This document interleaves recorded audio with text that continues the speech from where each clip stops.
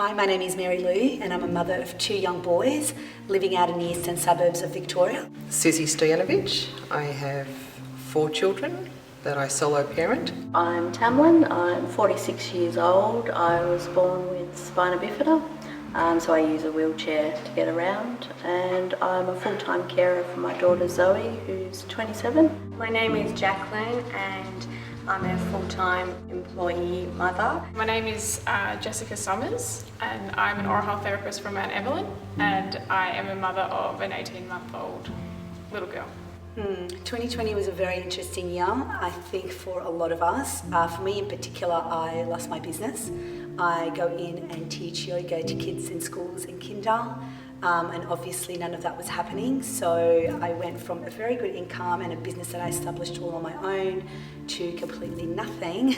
And then I think I went into a little bit of a panic mode. Initially I had a lot of anxiety actually. I had a lot of anxiety going to the supermarket, particularly when there wasn't stuff on the shelves that, you know, when there wasn't nappies for my youngest. That was really stressful.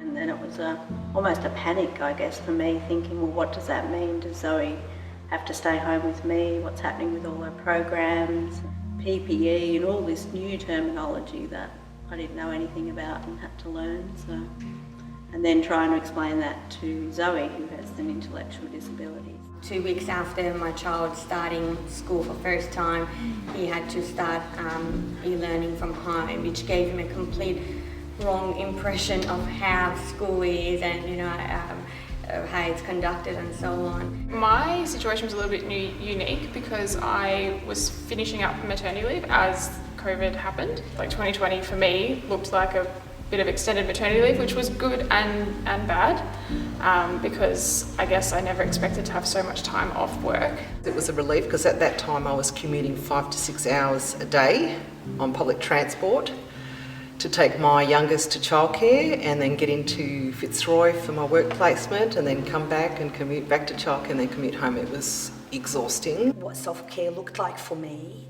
prior to COVID wasn't a lot when the kids were around. So that suffered a bit because when, you know, now being 24/7 with them and not having the outlets to go out with my friends or visit my family or do the things that we normally would do,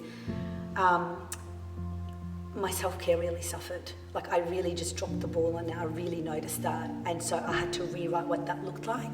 I just learned to slow down because I was always rush, go, and it just forced me to slow down, but I actually see that as a good thing. It was constant change of hats in different capacities, and it makes you realise as a woman, you know, there's so much you are capable of doing. And we had quality time as well because I realised before lockdown that my time, you know, I was doing all this stuff running around and I have these 3 older teenagers and I thought I'm losing my time with them. I'd never ask for help. I just thought I could do it all myself. And reality is you can't.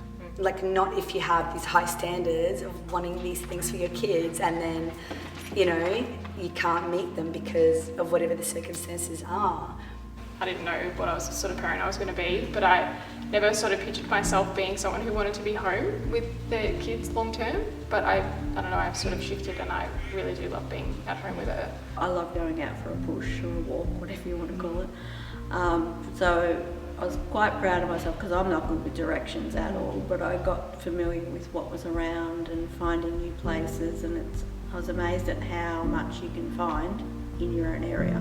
Reconnection with my kids. I think I'm pretty proud of that. You don't need to be perfect. Your kid doesn't need to be doing everything at school. You just got to make sure that everyone's happy.